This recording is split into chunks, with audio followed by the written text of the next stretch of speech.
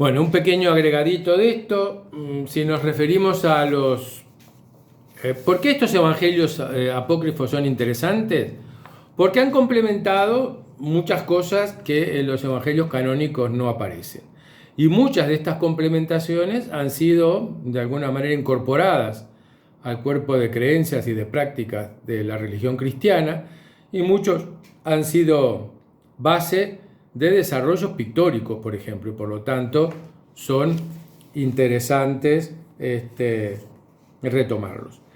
Por ejemplo, de los evangelios de la infancia narran el milagroso nacimiento de Jesús o los milagros realizados durante su infancia.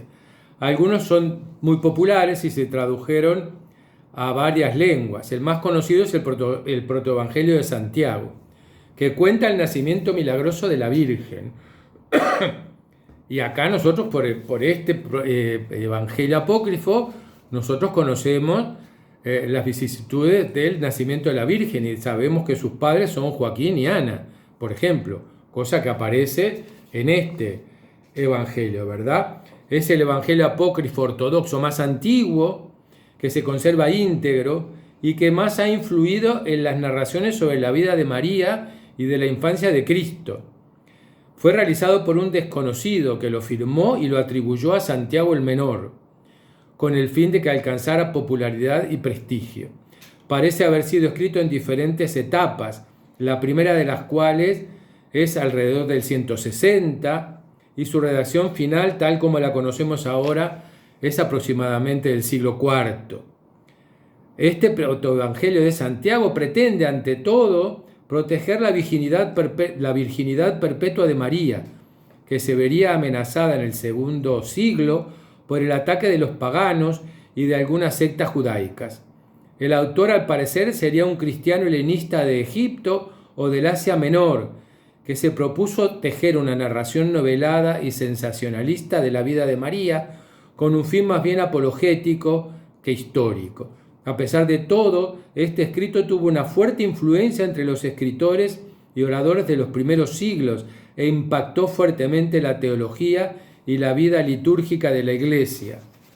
A este documento se debe el nombre de los padres de la Santísima Virgen y también la fiesta de la presentación en el Templo de María, ¿verdad?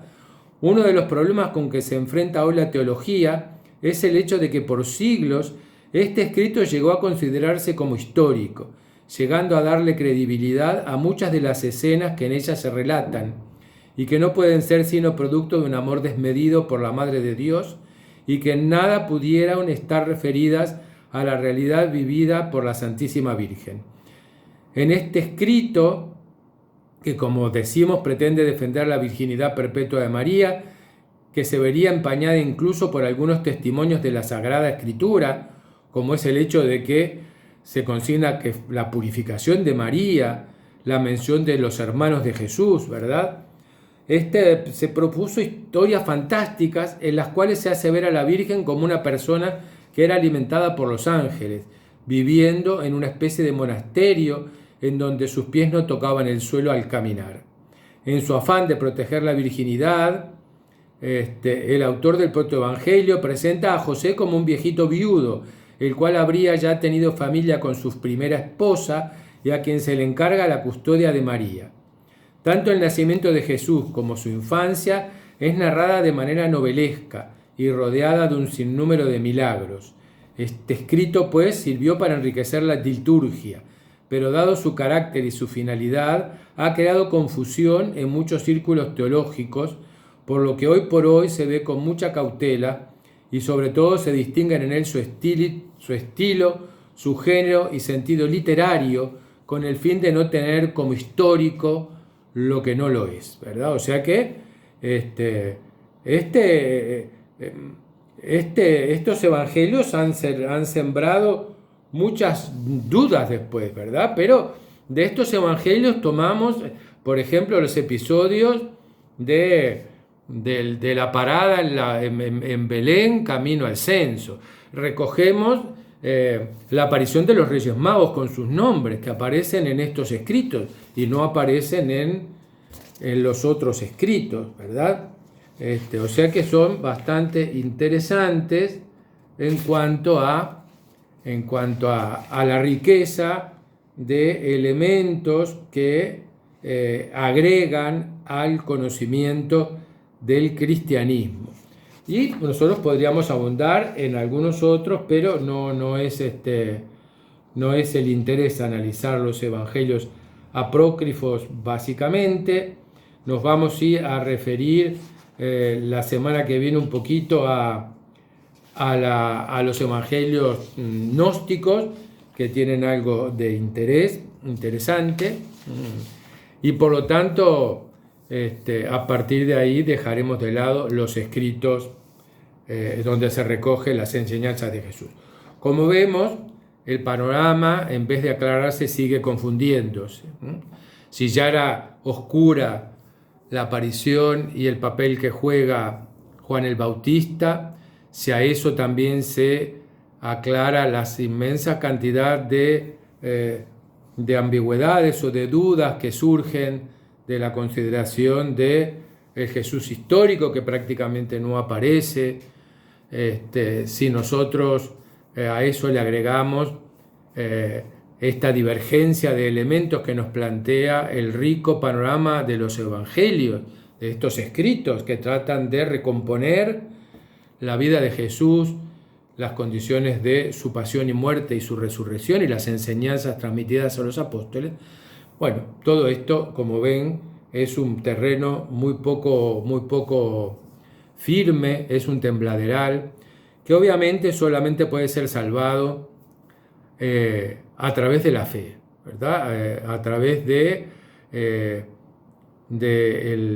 la profesión de fe que debe hacer todo cristiano, de que los elementos consignados que en el canon aceptado por la Iglesia son aquellos que representan la verdad revelada y las enseñanzas establecidas por Jesús. O sea que bueno, vamos a dejarlo aquí.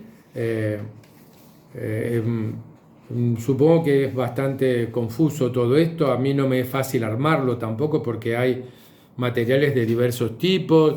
No quiero entrar en profundidades, entonces tratar de dar un esquema así a vuelo de pájaro. Lo único que se mantiene en todos nosotros es la sensación de estar caminando por un camino que está muy empedrado, ¿verdad? Uno se sigue preguntando cómo, después de estos siglos donde aparecen todas estas cosas tan extrañas, cómo nosotros vemos que poco a poco se va depurando el dogma de la Iglesia cristiana y se va asentando fundamentalmente a través de la labor de los primeros padres de la Iglesia, que son los que van desbrozando este camino y van estableciendo cuáles son los caminos que el recto cristiano debe seguir. O sea que bueno, no quiero confundirnos más ni seguir por esto porque es bastante complejo. Vamos a dejarlo acá, vamos a continuar la semana próxima un poquitito con los evangelios gnósticos, porque vamos a explicar un poco qué es el gnosticismo, porque es uno de los elementos de las interpretaciones o de las formas de acceder a Dios que han sido más combatidas por la Iglesia cristiana ortodoxa, por considerarla un apartamiento del recto entendimiento del fenómeno de Jesús. Y por lo tanto es interesante que le demos una mirada, porque en la base de muchas de las herejías que la Iglesia combatió durante estos siglos está basada en las enseñanzas gnósticas.